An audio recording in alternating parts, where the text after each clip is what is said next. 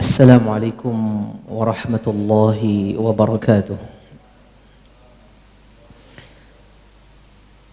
Innal hamdalillah nahmaduhu wa nasta'inuhu wa nastaghfiruh wa na'udzu billahi min shururi anfusina wa min sayyiati a'malina. May yahdihillahu fala mudilla lahu wa may yudlil fala hadiya lahu. وأشهد أن لا إله إلا الله وحده لا شريك له وأشهد أن محمدا عبده ورسوله يا أيها الذين آمنوا اتقوا الله حق تقاته ولا تموتن إلا وأنتم مسلمون يا أيها الناس اتقوا ربكم الذي خلقكم من نفس واحدة وخلق منها زوجها وبث منهما رجالا كثيرا ونساء واتقوا الله الذي تساءلون به والأرحام إن الله كان عليكم رقيبا يا أيها الذين آمنوا اتقوا الله وقولوا قولا سديدا يصلح لكم أعمالكم وقولوا قولا سديدا يصلح لكم أعمالكم ويغفر لكم ذنوبكم ومن يطع الله ورسوله فقد فاز فوزا عظيما أما بعد فإن أصدق الحديث كتاب الله وخير الهدي هدي محمد صلى الله عليه وسلم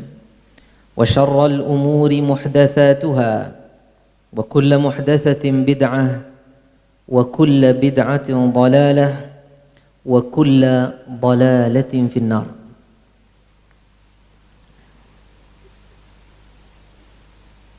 Yang saya hormati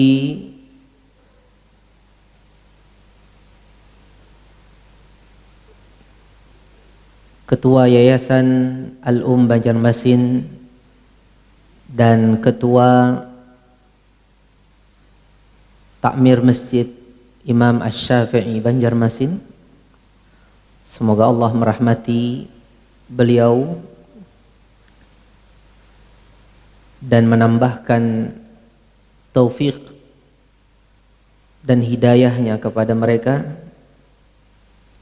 Yang saya muliakan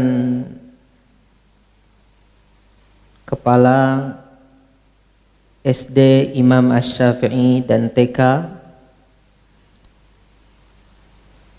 semoga Allah Subhanahu wa taala menambahkan taufik, hidayah, ilmu dan amal kepada beliau.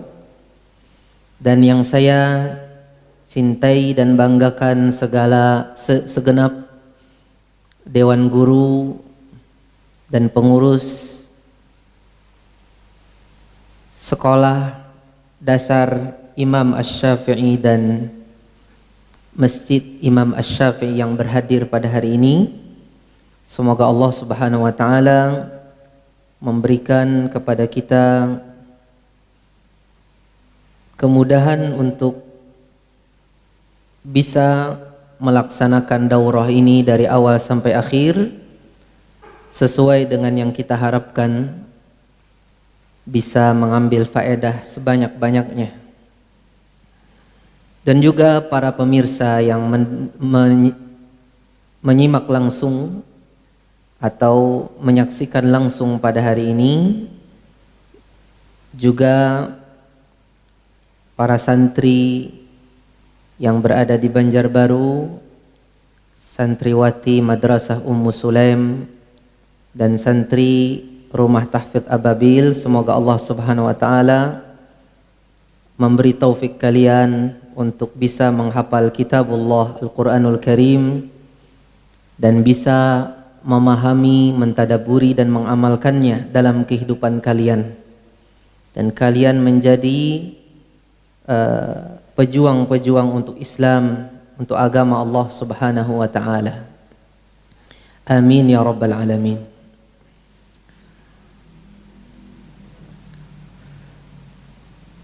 Saudara sekalian dirahmati Allah, seperti yang telah kita ketahui pada hari ini, insyaallah kita akan membahas suatu kitab, suatu matan dalam cabang ilmu dari ilmu-ilmu Islam, yaitu ilmu tajwid. Matan itu maksudnya adalah rangkuman dari ilmu yang biasanya nanti ada syarahnya. Ada syarahnya. Atau sesuatu yang menjadi objek untuk dijelaskan. Penjelasnya adalah syarah. Seperti contohnya matan Sahih Al-Bukhari, Al-Jami'us Sahih, karangan Al-Imam Muhammad ibnu Ismail Al-Bukhari. Ada syarahnya, syarah Fathul Bari, Umdatul Qari, dan lain sebagainya. Yang sekarang kita bahas adalah suatu matan, yaitu suatu hal yang dipaparkan tentang ilmu tertentu yang nanti ada syarahnya. Dan matan yang ada bersama kita ini adalah suatu yang bersifat manzumah, suatu yang bersifat berupa syair untuk memudahkan orang-orang menghafalnya dan memahaminya. Ada yang berupa nasr, mansur, yaitu sesuatu yang perkataan biasa. Seperti contohnya mungkin kita pernah lihat kitab Thalathatul Usul atau Al-Usul Ats-Tsalatsah. Itu adalah suatu matan yang bersifat mansur, perkataan, tapi tidak dibuat seperti syair. Dan inilah kebiasaan para ulama sejak dulu untuk memudahkan para penuntut ilmu menguasai suatu cabang ilmu. Mereka membuat suatu mereka biasa membuat suatu nazam, yaitu syair yang dengan syair itu mudah dihafal karena akhir-akhir dari masing-masing bait itu sama. Awal bait dengan akhir bait. Ya, sadru wal ajz. Depannya dengan belakangnya, sehingga memudahkan seseorang untuk menghafal. Contohnya di awal saja, yaqulu raji rahmatil ghafuri. Habis itu dibalas dengan dauman Sulaimanu huwal jamzuri. Jadi ada kesamaan di akhir daripada bait ini, huruf terakhir dari bait. Teman-teman sekalian dirahmati Allah, sebelum kita lebih dalam membahas kitab ini, karena yang kita bahas adalah ilmu tajwid, maka alangkah baiknya kita sedikit mereview apa yang sudah kita ketahui insyaallah tentang mabadi ilmu setiap cabang ilmu, khususnya pada hari ini ilmu tajwid. Karena masing-masing itu ada mabadi'nya, ada 10 inti pembahasan pada setiap cabang ilmu. Ada mabda'nya, yang dengan mabda' itu kita lebih mengenal apa ilmu itu. Saya yakin ini sudah pernah disampaikan di sini, tapi alangkah baiknya kita ulang sedikit. Perhatikan, berkata As-Sabban, inna mabadi'a kulli fannin 'ashrah, al-haddu wal mawdu'u thumma ath-thamarah wa fadluhu wa nisbatu wal wadi' wal ismul istimdadu wal ismul istimdadu hukmu syari' masailu wal ba'du bil ba'di iktafa wa man daral jami'a haza syarafa. Mabadi. Apa itu mabda?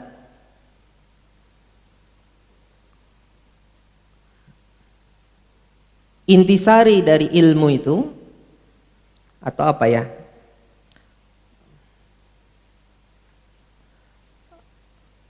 Untuk mengetahui sesuatu itu, maka perlu kita pelajari 10 hal. 10 hal. Yang pertama adalah had.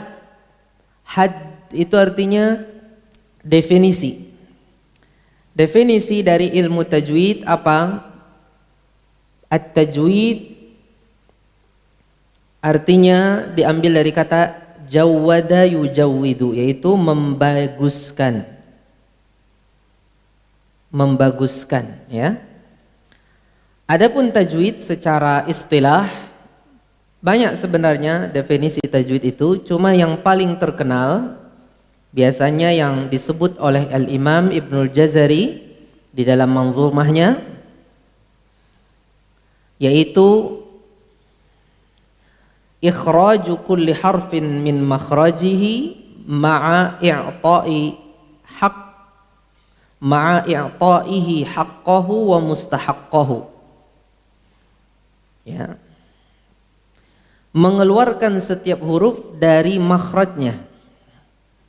Jadi masing-masing huruf dikeluarkan dari makhrajnya. Ma'a, bersama, i'ta'ihi, memberi huruf ini haqqahu, hak-haknya. Apa hak-haknya huruf? Hak-haknya huruf adalah sifat lazimah. Sifat lazimah itu adalah sifat yang tidak mungkin terpisah dari huruf.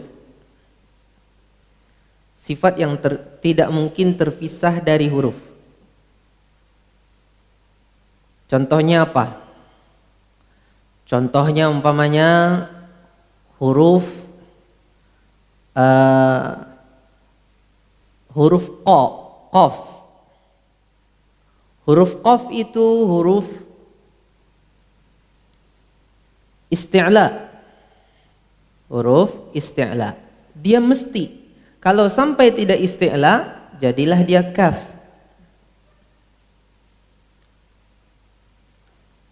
Atau huruf shad. Kalau sampai huruf shad itu tidak isti'la, jadilah dia sin. Kalau qaf sama kaf mungkin berdekatan, tapi ini shad sama sin. Itu haknya huruf. Adapun mustahaq, kata para ulama, adalah sesuatu yang lahir dari kita melakukan haknya. Seperti contohnya kita menyebut huruf ra. Ra itu ketika dalam kondisi ini dia tafkhim, dalam kondisi ini dia tarqiq. Pada beberapa kondisi bisa tafkhim dan tarqiq. Seperti lam, lafzul jalalah. Ya. Lafzul jalalah itu ada yang tebal, ada yang tipis. Belum lagi lam-lam yang bisa tebal pada sebagian qiraat yang lain. Itu mustahaq. Contohnya lagi hukum al-mu'taridah, hukum yang timbul karena suatu penyebab. Contohnya nun sukun ketemu ba, jadinya qalb umpamanya. Atau mim sukun ketemu mim, umpamanya hukumnya ketemu mim berharakat, hukumnya umpamanya idgham. Idgham saghir, mithlain. Maka berarti kita harus idghamkan dia dan kita perlu tambahkan gunnahnya. Menambahkan gunnahnya, kita idghamkan dan kita tambahkan gunnahnya, inilah mustahaknya. Ya, bisa dipahami? Karena ada tuh suatu penyebab. Pada asalnya tidak. Kalau seandainya tidak ketemu, diputus di situ, maka dia dibaca hurufnya mim dan nun, ya kan? man aman, umpamanya man fa'al. Kita putus, kalau kita sambung man fa'al, kalau kita putus di man, maka tidak berubah sama sekali. Ini adalah mustahaqnya. Kemudian maudhu'nya, di mana tempatnya tajwid ini, kita sudah pahami tadi had ya. Yang pertama had, yang kedua maudhu'. Apa saja cakupan pembahasannya? Menurut mayoritas para ulama adalah al-kalimat al-Qur'aniyah. Semua kata-kata dalam Al-Quran. Itu tempatnya tajwid. Adapun selain itu, menurut mayoritas para ulama, seperti hadis, doa, syair, itu tidak mesti pakai, bukan tempatnya tajwid. Ya. Tapi menurut sebagian para ulama, dan ini menurut saya lebih kuat, tajwid itu berlaku pada setiap apa saja yang berbahasa Arab. Baik itu Al-Quran, atau hadis, atau doa, atau zikir, wirid, atau syair, harus ada tajwidnya. Akan tetapi di sana ada yang menjadi kekhususan Al-Quran.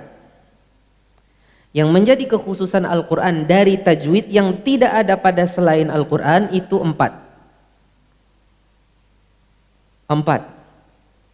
Yang pertama adalah al-mudud al-mutawwalah. Mat yang dipanjangkan lebih daripada mat asli. Yang jadi 3, jadi 4, jadi 5, jadi 6. Itu khusus Al-Quran. Yang selain Al-Quran gak mesti. Umpamanya kita bilang haula zumalai, gak mesti kita ngomong haulai zumalai. Kelamaan kamu ngomong katanya. Hah? Yang kedua, al-ghunan al-mutawwalah. Gunnah-gunnah yang dipanjangkan. Gunnah itu ada pada asal, gunnah itu sudah menjadi asal dari huruf nun dan mim. Kalau kita nyebut namariq, kalau kita tutup hidung nggak mungkin nyebut namariq, ya kan? Artinya ada gunnah asli di situ. Tapi yang dimaksud di sini adalah gunnah yang dipanjangkan. Seperti nun dan mim bertasydid, akhirnya memanjang. Ya kan? Ini yang seperti ini kekhususan Al-Quran. Kalau Anda baca hadis, baca doa, baca zikir, baca syair, silahkan tidak dipanjangkan. Atau nun sukun ketemu jim umpamanya, hukumnya ikhfa, dan di situ ada gunnah yang dipanjangkan. Ikhfa'nya hukum tajwid yang umum. Gunnah yang dipanjangkan khusus untuk Al-Quran. Bisa dipahami? Nun sukun ketemu ba umpamanya, hukumnya qalab atau iqlab. Maka diubahnya nun menjadi mim itu umum semuanya, Al-Quran, hadis, semuanya gitu. Tapi memanjangkan gunnahnya ini khusus Al-Quran. Bisa dipahami? Contohnya ada teman kita ngomong ke kita, beritakan saya ini, beritakan saya tentang hasil pilgub umpamanya. Ambi'ni bi natijati intikhab rais al-muhafadzah. Beritahu saya. Apa perlu bilang ambi'ni? Tidak perlu ya. Kepanjangan. Waduh, kepanjangan kamu ngomong. Bisa dipahami? Kemudian yang ketiga yang menjadi kekhususan Al-Quran adalah as-sakatat atau as-saktat. Sakat-sakat saktah. Kalau di riwayat Hafiz dari Asim wajib 4. Ya. Yang wajib 4. Contohnya balron, kalla balron. Kemudian pada sebagian qiraat banyak sekali. Ini saktah ini tidak ada kecuali pada Al-Quran. Adapun pada hadis, pada baca syair, pada doa, pada zikir tak perlu. Bisa dipahami? Ini kekhususan Al-Quran. Yang keempat, ya, kata para ulama adalah an-naghamat, melagukan. Itu dulu orang Arab dulu menjadikan ini kekhususan Al-Quran. Melagukan itu menjadi kekhususan Al-Quran. Adapun selain Al-Quran dibacanya lurus-lurus saja. Dibacanya lurus-lurus saja. Tapi boleh dibaca dengan dilagukan, bukan berarti nggak boleh. Pada asalnya seperti itu, dia menjadi kekhususan Al-Quran. Yang selain Al-Quran ikut-ikutan, monggo. Ya. Seperti contohnya ada orang belajar di depan gurunya, baca hadis dengan dilagukan. Nah, ini dibolehkan menurut sebagian para ulama. Atau seperti manzumah yang sekarang akan kita pelajari, ini juga bagus untuk dinadakan. Karena untuk anak-anak kita, apalagi yang mereka lagukan kalau bukan ilmu, ya kan? Ini adalah kesempatan untuk mengisi skill mereka melakukan sesuatu dengan membaca yang seperti ini. Mereka sudah kita tidak bolehkan untuk melantunkan lagu-lagu yang tidak sesuai dengan syariat Allah, ya. Kita tidak suka juga dia tersibukkan dengan nasyid dari menghafal Al-Quran. Apalagi kalau bukan seperti yang manzumah ini yang bisa mereka lantunkan dengan lagu. Thayyib. Samaratuhu, samarah itu artinya buahnya daripada ilmu ini apa? Menjaga lidah dari kesalahan dalam rangka mengikuti bacaan Nabi Muhammad SAW, sehingga seseorang bisa mendapatkan kebahagiaan di dunia dan di akhirat. Nah, itu semua kita tahu. Apa sih belajar tajwid tujuannya? Apakah untuk berbangga-bangga, untuk sok-sokan? Tidak, ya. Yang keempat, fadluhu, keutamaan. Keutamaan ilmu tajwid adalah jelas ilmu tajwid termasuk dari semulia-mulianya ilmu karena berkaitan dengan perkataan Allah. Dari sisi mananya?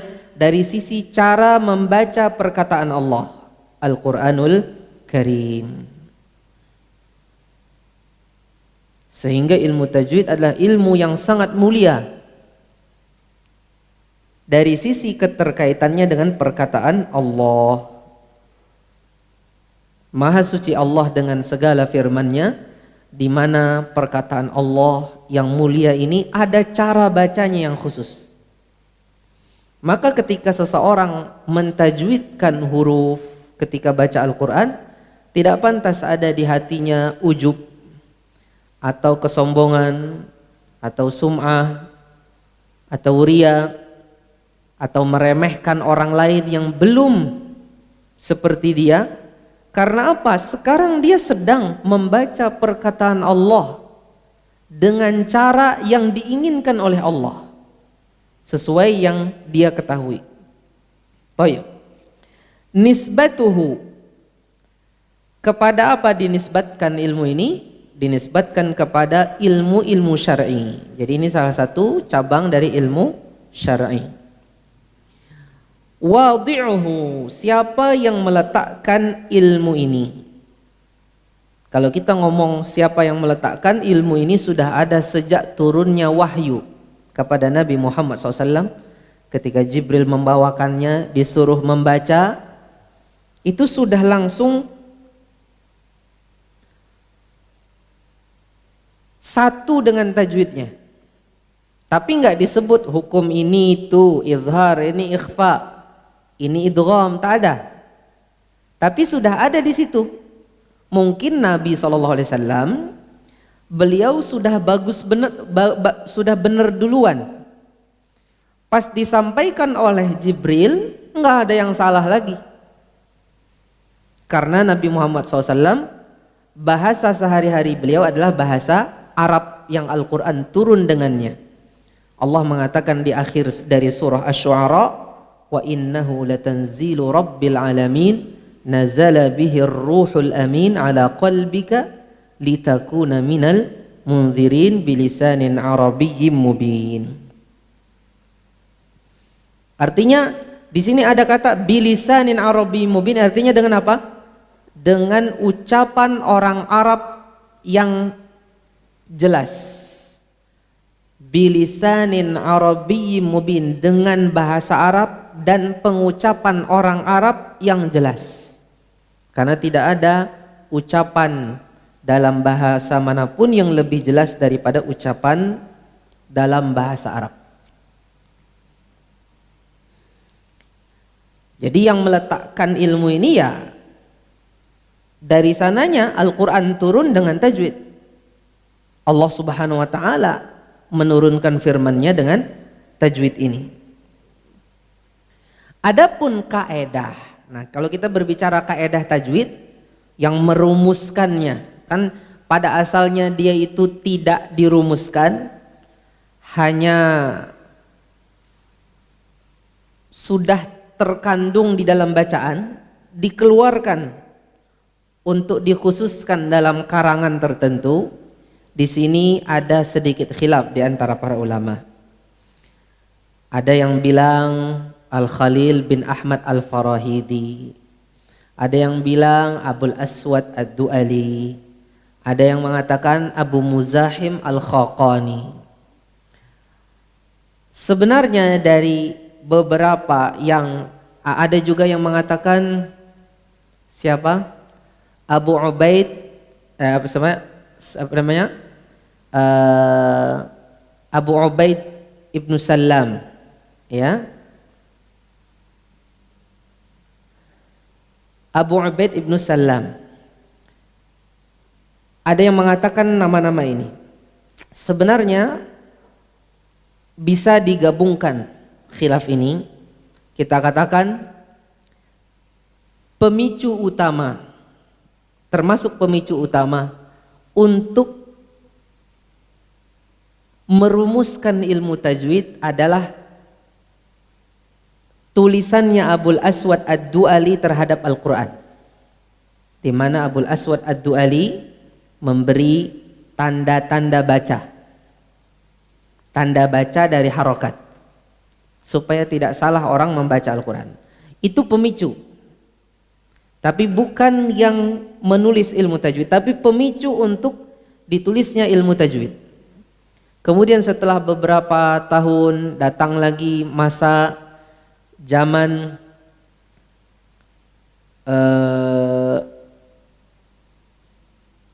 Yahya bin Ma'mar atau siapa ya, beliau merumuskan lagi untuk tanda baca. Kalau yang tadi harokat, tanda baca seperti titik untuk shin dengan sin, membedakannya dot dengan sod.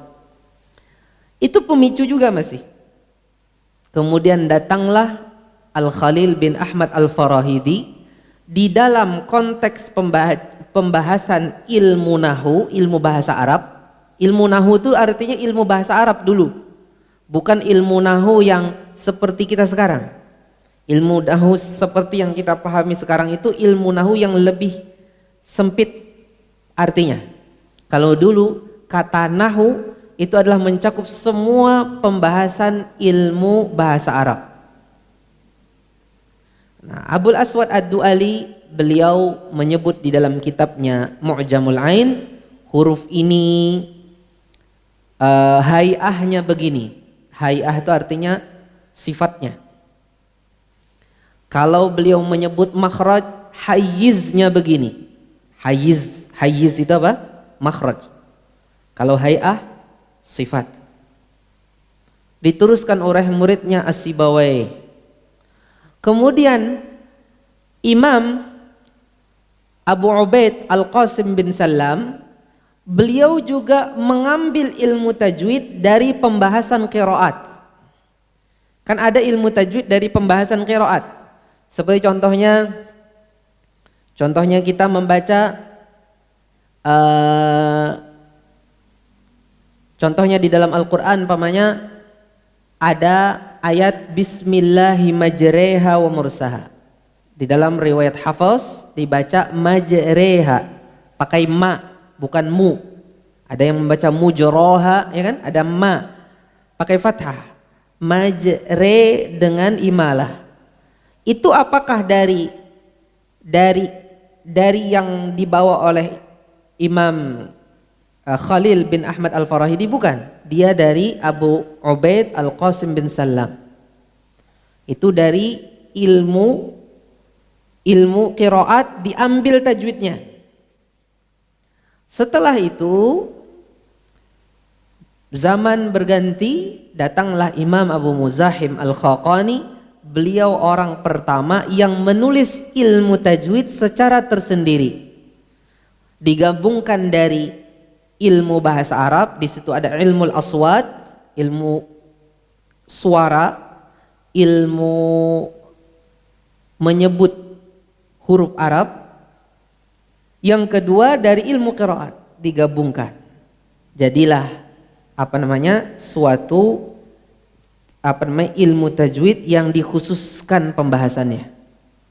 Nah, jadi sebenarnya bisa digabungkan perkataan-perkataan tersebut. Nama ilmu ini adalah ilmu tajwid. Istimdaduhu itu apa? Maraji'nya. Kemana ambilannya ilmu tajwid ini? Ambilannya adalah dari bacaan Nabi Muhammad SAW, para sahabatnya, dan bahasa Arab. Diketahui bacaan Nabi Muhammad SAW dari riwayat yang ada. Tapi riwayat tidak cukup. Di sana ada dirayah. Dirayah itu berasal dari kitab-kitab ulama yang membahas tentang bacaan yang benar terhadap Al-Quran. Buku-buku tajwid yang telah dikalang oleh ulama-ulama terdahulu. Begitu pula dari sisi bahasa Arab. Ini sesuai tak dengan kaidah bahasa Arab? Ini kaidah bahasa Arab menyebutkan begini. Ya. Contohnya, ada kata di Al-Quran ma aghna anni maliyah. Habis itu halaka anni sultaniyah. Di sini ada yang mengatakan di situ ada saktah. Kalau disambung, kalau diwasal. Kenapa ada saktah?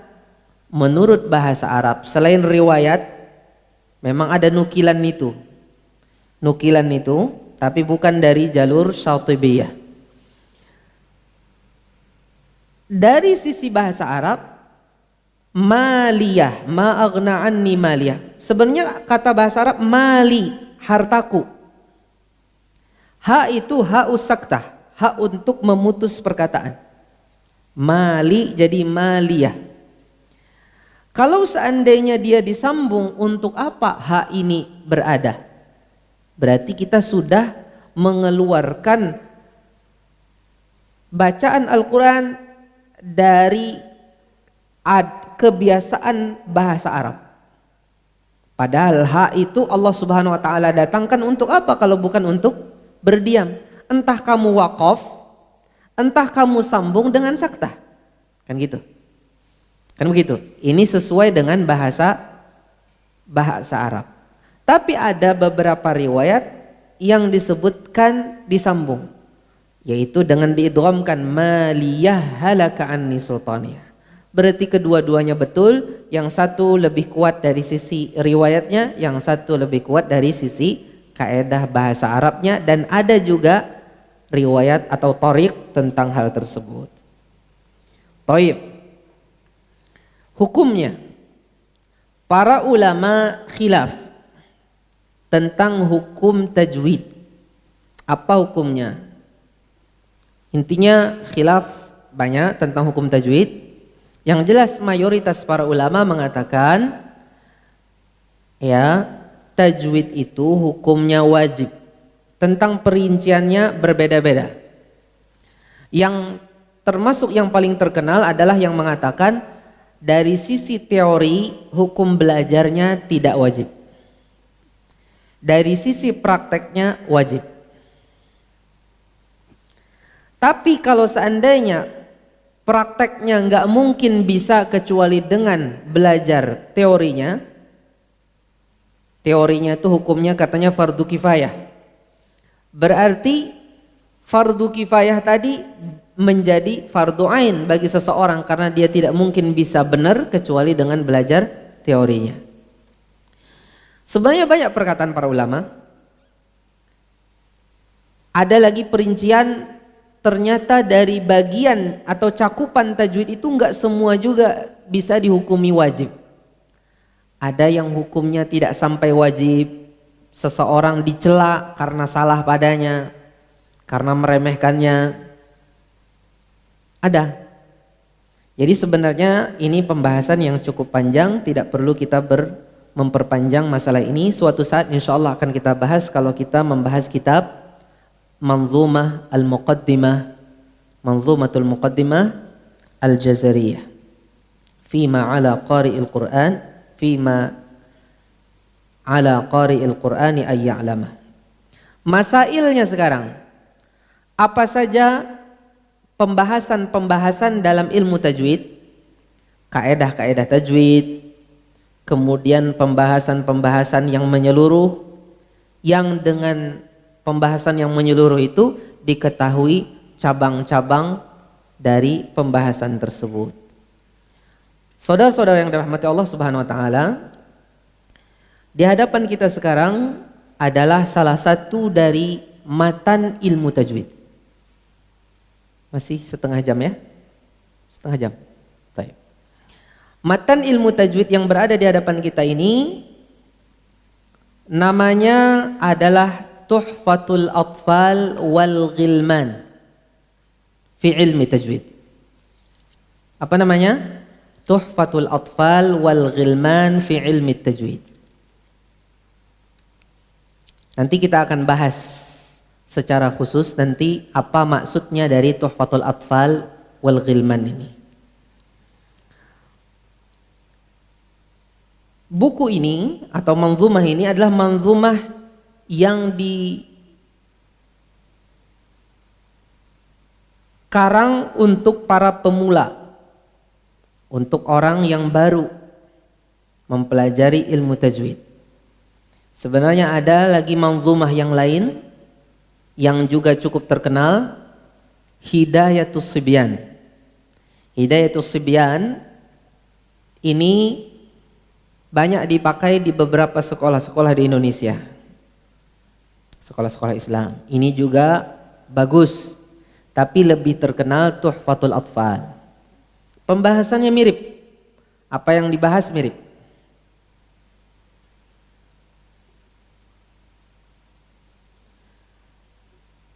Tuhfatul Atfal ini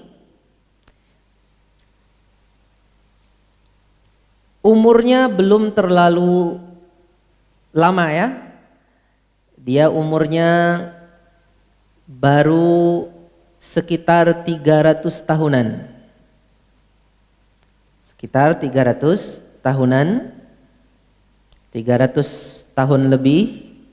Tidak seperti Al-Manzumah Al-Jazariyah yang umurnya sekitar sudah hampir 600 tahun. Ya, hampir 600 tahun, hampir 700 tahun. Hampir 700 tahun. Oleh karena itu, Manzumah Tuhfatul Atfal ini syarahnya jelas tidak sebanyak Al-Jazariyah. Manzumah ini terakhir, maksudnya selesainya penulisannya pada tahun 1198 Hijriah. Sebagaimana di akhir bait beliau mengatakan busyra liman yutqinuha, yang itu adalah hisabul jummal yang menunjukkan tahun berapa selesainya penulisan manzumah ini. Manzumah ini terdiri dari 61 bait. 61 bait. Pembahasannya tentunya diawali dengan beliau menyebut diri beliau, bertahmid, bersalawat. Kemudian menyebut pembahasannya adalah nun, hukum nun, tanwin dan mad. Ya, ini pembahasannya secara umum. Walaupun ada sedikit pembahasan yang lain. Maksudnya hukum nun, sukun dan tanwin, dan diakhiri dengan pembahasan mad. Tentang namanya beliau sendiri menyebut di manzumah ini dari pembahasan di dalam kitab ini ada 8 pembahasan. Ya, setelah beliau menyebut muqaddimah, ada 11 bait untuk hukum nun sakinah dan tanwin, 1 bait untuk hukum nun dan mim bertasydid, 6 bait untuk hukum mim sukun, kemudian 6 bait untuk hukum lam dari al dan lam al-fi'il, kemudian 5 bait untuk hukum seputar al-mithlain, al-mutaqaribain dan al-mutajanisain. Kemudian 7 bait untuk pembagian mad. Kemudian 6 bait untuk hukum mad dan 10 bait untuk perincian mad lazim. Kemudian beliau tutup dengan 4 bait. Syarahnya tidak begitu banyak seperti Manzumah Al-Jazariyah, baru sekitar belum sampai 300 tahun ya. Baru 200 tahunan ya, 240 atau 238 tahun. Ya, umurnya manzumah ini. Di antara yang terkenal adalah Fathul Aqfal karangan Al-Jamzuri sendiri. Nah, ini buku yang sekarang di hadapan saya, ini Fathul Aqfal. Ini syarahnya atas Tuhfatul Atfal karya Nazim sendiri. Kemudian yang terkenal lagi Fathul Malikil Muta'al. Ini karya Muhammad bin Ali Al-Mihi, anak dari guru beliau. Seperti nanti beliau akan sebut, saya ambil ilmu ini dari guru saya Ali Al-Mihi, Ali bin Umar Al-Mihi. Saudara sekalian rahmat Allah Subhanahu wa taala, banyak lagi beberapa kitab yang lain, ada beberapa kitab yang lain yang terkenal tapi tidak bisa kita sampaikan semuanya di sini. Saudara yang dirahmati Allah Subhanahu wa taala, sekarang kita ingin mengenal Al-Jamzuri, walaupun nanti beliau akan menyebut diri beliau. Nama beliau adalah Sulaiman bin Husain bin Muhammad bin Shalabi atau Shilbi Ibnu Shalabi Al-Jamzuri, Jamzur ya, yang terkenal dengan Al-Afandi. Beliau adalah seorang imam al-muqri, seorang imam yaitu teladan ya, teladan yang mengajarkan Al-Quran, dan beliau bermadhab Syafi'i. Beliau khadim Al-Quran, pelayan Al-Quranul Karim. Beliau hujjah bagi guru-guru tajwid Al-Quran. Beliau lahir pada Rabiul Awal tahun sekitar 1160-an Hijriah. 1160-an. 60-nya berapa? Wallahu a'lam. Intinya beliau lahir di Tonto. Beliau belajar ilmu-ilmu prinsip di negara beliau, ilmu Al-Quran, ilmu fikih, ilmu bahasa Arab. Beliau belajar ke guru-guru beliau. Di antara guru beliau yang paling terkenal yang beliau sebut di sini yaitu Al-Allamah Ali Al-Mihi. Beliau juga mempelajari daqaiqut tajwid, masalah-masalah yang sangat mendalam dalam ilmu tajwid kepada Mujahid Al-Ahmadi. Jadi ini dua guru beliau yang paling terkenal dari sekian banyak guru beliau. Karangan beliau diantaranya yang sekarang berada di hadapan kita, Tuhfatul Atfal wal Ghilman fi Tajwidil Quran. Nama panjangnya Tuhfatul Atfal wal Ghilman fi Tajwidil Quran.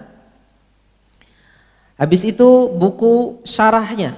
Sekarang Fathul Aqfal, syarah Tuhfatil Atfal. Beliau juga punya beberapa buku yang lain yang berhubungan dengan qiraat sab'ah dan qiraat asyrah. Beliau wafat, para ulama, para sejarawan tidak ada yang bisa mendapatkan tahun wafat beliau. Ya, wallahu a'lam kapan wafatnya.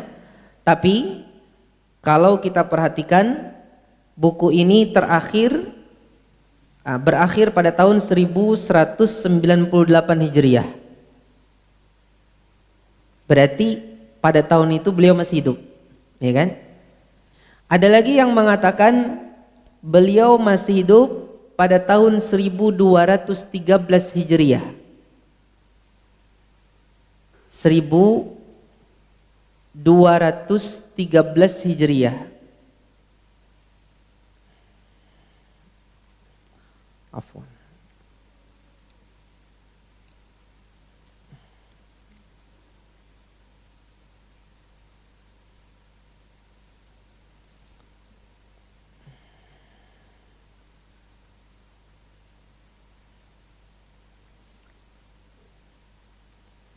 Hijriah, karena didapatkan di salah satu buku beliau yang masih berupa naskah manuskrip. Beliau menulis itu, yaitu berakhir pada tahun 1213 Hijriah. Nah, ini yang paling banyak syurah sekarang mengatakan hal ini, 1213 Hijriah. Di antaranya lagi, tapi ada lagi yang mengatakan beliau masih hidup pada tahun 1227 Hijriah. Karena disebutkan oleh Abul Wafa Nasr Al-Hurini, ternyata beliau masih belajar kepada Al-Jamzuri pada tahun 1227 Hijriah. Nah, wallahu alam kapan beliau wafatnya, dan ini didapatkan dalam kitab Al-Matali' An-Nasriyah. Dikatakan oleh Abul Wafa Nasr Al-Hurini, beliau sempat belajar pada tahun tersebut. Saudara sekalian yang dirahmati Allah Subhanahu wa taala, sekarang mari kita memasuki matan Tuhfatul Atfal wal Ghilman fi Tajwidil Quran. Apa namanya? Tuhfatul Atfal wal Ghilman fi Tajwidil Quran. Sebelum kita teruskan, Manzumah ini termasuk manzumah yang juga sering disebarluaskan ijazah, ya, ijazah sanadnya sampai ke Imam Al-Jamzuri, Imam Sulaiman Al-Jamzuri. Akan tetapi telah diteliti oleh para pakar bahwasanya semua sanad Tuhfatul Atfal munqati', terputus, tidak ada yang sampai kepada Al-Jamzuri satupun. Terputus pada orang yang tidak ketemu Al-Jamzuri. Yang lebih parah lagi, ada sebagian sanadnya itu menjiplak sanad Al-Quran, karena jalur periwayatan bacaan Al-Quran qiraat ini itu pasti lewat Ali Al-Mihi, gurunya Al-Jamzuri. Ali Al-Mihi ini punya murid Al-Jamzuri. Cuma Sulaiman Al-Jamzuri bukan jalur periwayatan Al-Quran yang ada. Jalur periwayatan Al-Quran yang ada, qiraat yang sekarang ada ini, lewat salah seorang anaknya Al-Mihi, yaitu Mustafa Al-Mihi. Al-Mihi punya dua anak yang terkenal, Muhammad Al-Mihi sama Mustafa Al-Mihi. Yang mensyarah Tuhfatul Atfal Muhammad Al-Mihi. Mustafa Al-Mihi ini jalur periwayatan Al-Quran. Nah, pengarang kitab Fathul Aqfal, yaitu Imam Sulaiman Al-Jamzuri, pengarang manzumah ini, beliau mensyarah manzumahnya setelah disyarah oleh anaknya gurunya, yaitu Muhammad Al-Mihi. Setelah Muhammad Al-Mihi mensyarah, beliau mengambil faedah dari syarahnya Muhammad Al-Mihi untuk mengarang syarah beliau untuk kitab beliau. Bisa dipahami? Dan itu beliau utarakan sendiri dalam kitab beliau. Kemudian ada sebagian sanad yang beredar sekarang, sanad Tuhfatul Atfal ini, sanadnya adalah dari orang-orang rijal, orang-orang perawi riwayat qiraat sampai ke Mustafa Al-Mihi. Mustafa Al-Mihi ceritanya dari Al-Jamzuri. Nah, ini ngambil atau apa ya, nyomot ya, mencomot sanad Al-Quran untuk syarah ini. Nah, maka yang seperti ini tidak benar, ini betul-betul membuat-buat. Nah, maka kalau ada yang seperti ini, maka yang seperti ini jelas tidak pantas untuk disebarluaskan. Kalau yang jenis yang kedua, yang comot itu, karena beda antara periwayatan Al-Quran yang qiraat tadi sama periwayatan ini, manzumah beda lagi. Jamzuri punya murid-murid lagi yang belum tentu muridnya Al-Mihi, muridnya Mustafa dan Muhammad Al-Mihi, anak daripada Ali Al-Mihi. Baik, sehingga oleh karena itu saya sampaikan di sini, pertama karena sanadnya semuanya munqati' dan sebagiannya ada yang lebih parah, berarti ini zulumatun ba'duha fawqa ba'd, ada kegelapan, sebagiannya lebih gelap lagi. Maka saya tidak anjurkan kita untuk berupaya untuk mendapatkannya, nggak perlu. Yang penting dihafal, dipahami, sampaikan ke umat, nggak mesti harus mendapatkannya. Terima kasih, jazakumullah khairan wa barakallahu fikum. Video ini dibuat atas partisipasi dari donasi Anda. Semoga menjadi amal jariah bagi Anda semuanya.